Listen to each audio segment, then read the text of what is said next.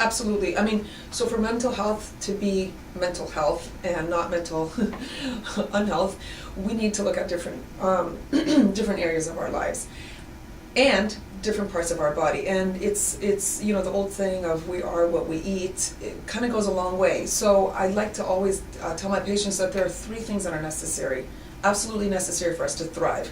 Not necessary to survive, but to thrive, we need to have good quality food, we need to have good quality sleep, and we need to have good quality human relationships. And that means if we have those three in place, we're kind of pretty well on a pretty good road, let's put it this way, okay? Now, let's not go into the details, but if we have those three things, what I have found is in all three of these aspects, almost all of my patients have huge deficits in all three of these aspects. Number one, and I'll tackle the food one for last, okay?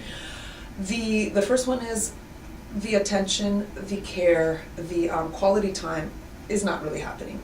Parents are on cell phones way more than they can even realize. And the funny thing is when I have a parent and a child and they're talking about, you know, their quality time, mom will be completely oblivious to how a child is seeing that. And when it comes down to the nitty-gritty, there's basically no more quality time. Quality time is watching a movie together. And I really don't want to laugh, but I want to say, seriously? That's quality time. Okay. Number two is sleep. There's a pediatric sleep disorder, basically, that is just over and beyond what should be even close to normal. Kids should be getting different hours of sleep at different phases in their lives, but parents are not in charge of making sure that kids go to sleep, and it's kind of left up for the kids to decide when they go to sleep. Well, guess what you're going to get? You're going to get kids who sleep maybe 4 or 5 hours. Sometimes, other times they're going to be sleeping 12 hours, and so they're in this constant jet phase type of life. And they're exhausted, and they're reacting in ways that, let's say, somebody who's well-rested would not be reacting. The third dimension is the food aspect, and their body's being fueled by a lot of junk, okay? And there has been a lot of studies, and there are continuously just huge amounts of studies coming out with links of poor, not even poor nutritional content, but more of the chemicals that they have in foods with ADHD type symptoms, which is the irritability, the impulsivity, the hyper activity.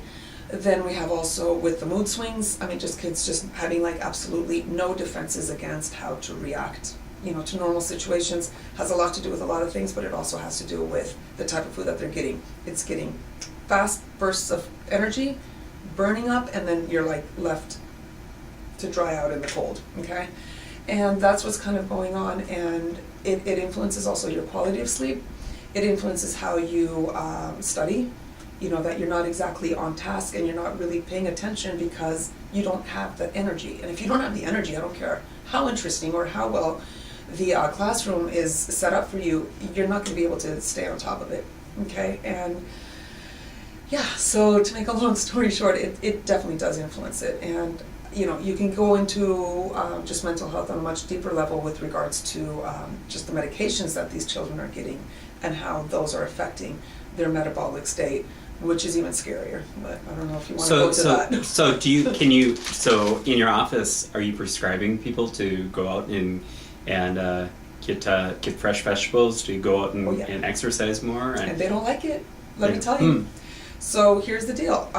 What patients come in is they want to have a quick fix. And that's another problem of society nowadays, is we are going to the psychiatrist because we're going to get an appointment, and she's going to see me for, let's say, 25 minutes, and I'm going to get my meds. So that's kind of like the mindset of my patients when they come in to see me. And here instead they find that they're having an hour and a half long interview with me, and we're going through all these dimensions of sleep, and they're looking at me like, what does this have to do with it? And your food, and what's the quality like, and your activity. And they're just like, what the heck is this all about? And I have to explain to them how important it is, because Mrs. Jones, if your child is playing video games for 4 to 5 hours a day, which is the average, that is the average of not children who have mental health issues, every single child in the United States, that is kind of scary, okay? So if this kid is going to school until, like, let's say 2:30, and then another 4 to 5 hours of TV or video screen time, then what's left? Nothing. There's nothing left. And don't tell me that this child can behave and be on top of it and thrive and be an asset to our population, because I don't believe it, I don't buy it, and I don't see it. So let's put it that way. And we go through all these different things, we get to the nutritional aspect, and you come to a conclusion that there's so many different things that we have to look at that I don't even know where to start. And so then it's not that it's discouraging, I find it, actually that's the part that gets me really going, because I'm like, there's so much work to be done, let's get to it, you know. And you need to have the exact same enthusiasm from your patients, who are more than happy to usually jump on board. I get a little bit more pressure or push, I guess, from other people who are involved in my patients' care, because it's a lot of work. It's work. It's work to regulate your sleep cycle and get into your circadian rhythm so it's working. It's work to rethink your whole diet and what you're eating and how you're eating it. It's a lot of work to start, you know, exercising, getting out there, signing up to the Y, going and actually doing something about it. It's a lot of work and effort. And a lot of times people are burned out. You know, they're working and they're just like, don't want to do it. Give me the pill and I'll see you in 2 weeks. Mm-hmm.